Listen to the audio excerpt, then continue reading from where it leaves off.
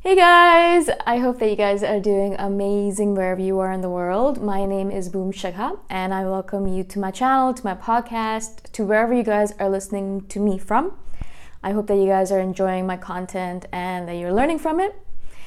In this specific video, I want to speak to you guys about expectations and how expectations strangle people's creativity, strangle people's lives, strangle everything that is available to them.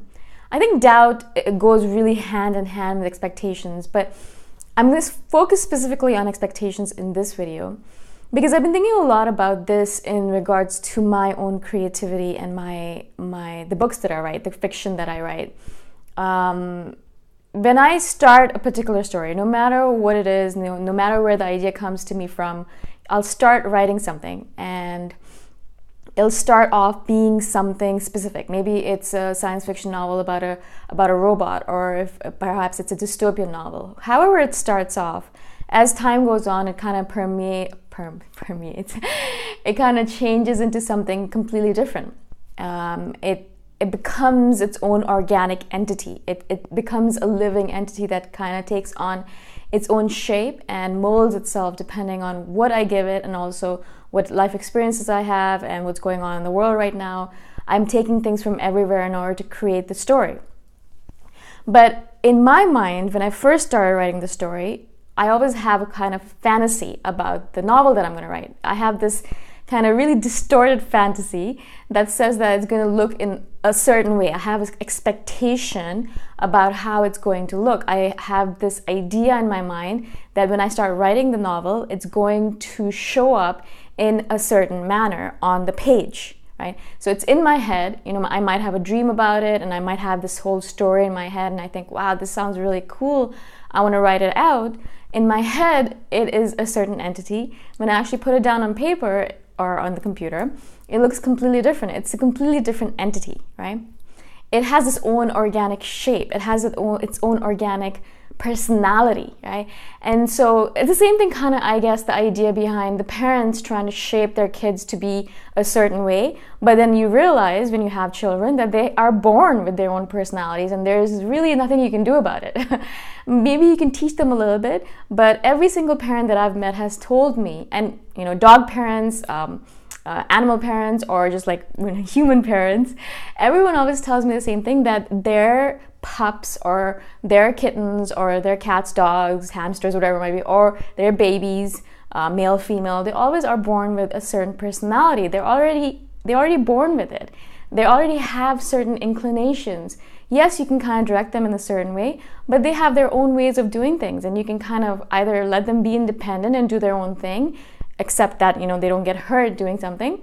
You just kind of direct them in the right direction, or you kind of try to force them into a box and tell them, no, this is the way you are, but I want you to fit into this specific box. So coming back to my story idea, so when I do write these novels or these stories, I kind of go through two phases as well, as a parent always does. I kind of have this phase where I'm thinking to myself, I have this beautiful idea in my head, and it never actually, of course, comes out right when I write it on paper. When I start writing, for some reason, different thoughts come in and different ideas, and all of this stuff comes out, and then when I actually put it on paper, it looks completely different.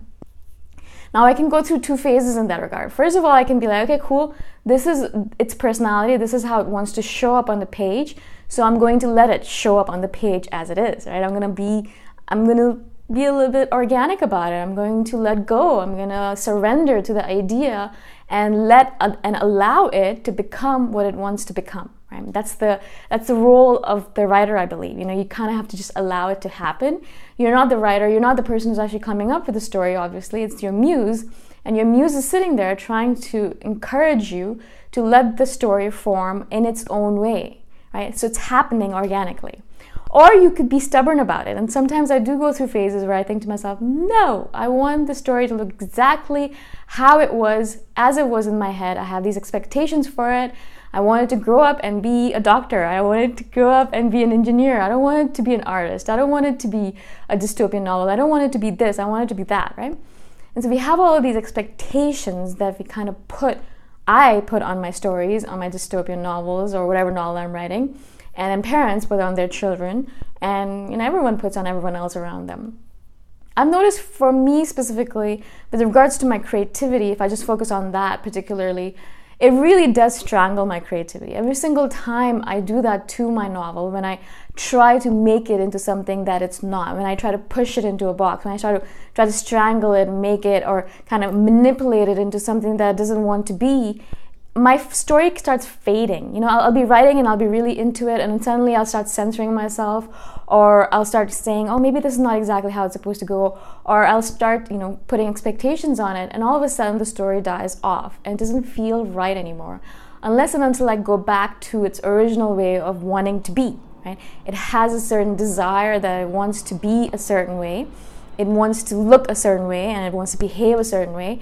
And instead of actually putting it into a box, I let it do that. I'm just like, all right, cool. If you want to go in that direction, fine, let's do it. I'm just a conduit. I'm not the actual writer. The muse is sitting somewhere in this room or wherever I am, and she's telling me, she or he is telling me to do things in a certain way. And instead of listening to her, who knows better than me, do I actually really know where the story needs to go? I have no idea. I'm just a conduit.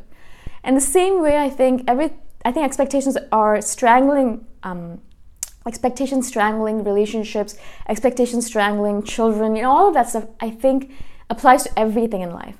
If you have expectations about anything, I feel like you have already put yourself into a box. You've already put yourself into a very specific way or mode of doing things.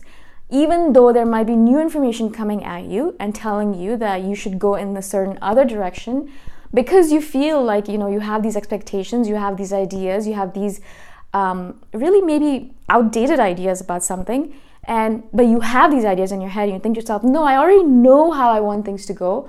I already know where I want things to go. I'm not going to let these new ideas that are coming in, newfangled ideas, interrupt me or change the way I'm doing things. I'm going to keep on doing things the way I'm doing. I have these expectations, and I'm going to let my expectations guide me into the future. And unfortunately, especially right now in this world right now where things change so fast, I think if you are living in a way where you lived 4 or 5 years ago even, I think it's going to be very difficult for you because, as I said, things change so fast in this world right now that I feel like we always have to be adapting to the way things are happening. Everything is always changing every single day. And more so, I think with technology and with this world that we live in right now, things are changing on a daily basis sometimes. You might wake up someday and, the government has changed, and you can go to sleep and you wake up again and something else has happened. And you think to yourself, wow, how am I supposed to keep track of everything that's going on? That's all right in the real world or in the physical world. But for ourselves, I feel like we are strangling our creativity, or strangling our will to live, or our hope, or the way that we want to live in the world if we have a lot of expectations on ourselves. I know for myself specifically, when I have too many expectations upon myself, I feel exhausted by it. It's actually physically and mentally and spiritually exhausting, because expectations are just boxes that we're placing ourselves into. And the more you squeeze yourself as a round person into a square box, the harder it's going to be, right? It's going to be suffocating. You're not going to be able to breathe, and you're going to want to run away from the situation. This is what happens to me every single time I try to squeeze myself into one of these expectation boxes. I just want to run away. I just want to throw everything away. I want to run away, far away, change my name, change my identity, and just forget about all the different things I did, because it's just too suffocating. It's just too tiresome to live like that. All in all, to say that, if you are living in a certain way where you have a lot of expectations for yourself, perhaps try to release some of the grip of that expectation. Expectations might be not the right word for you. You might have a different word for it. Whatever the word is, word doesn't matter. The idea still remains, is that we are as human beings always looking at our older paradigms to run our current life, right? So we always use our old paradigms, the way we lived when we were 14 perhaps, when we lived when we were 10, when we were born, when we were 5 years old. We have all these ideas that we've collected over a long period of time, and instead of kind of letting new ideas come in and using those ideas to live our life differently, we kind of live the way sometimes that we lived when we were 5 years old or 15 years ago or whatever it might be, right? So the whole thing about this situation or this podcast or this episode is for you guys to kind of start paying attention to it and think about how you can move in a direction where maybe not everything has to be changed, of course, but certain parts of your life can be changed or tweaked a little bit so that you're not letting those expectations strangle whatever it is that is strangling your creativity, your love for life, your aliveness, your joy, whatever it is, your play mode, making sure that you're always living as fresh in this world as possible, all right? Again, I hope this makes sense to you guys. I hope I've been able to explain myself to you. If you guys have any questions at all, please message me anytime. All of my contact information is in the description below. And I shall see you guys in the next video or in the next podcast episode. Bye for now.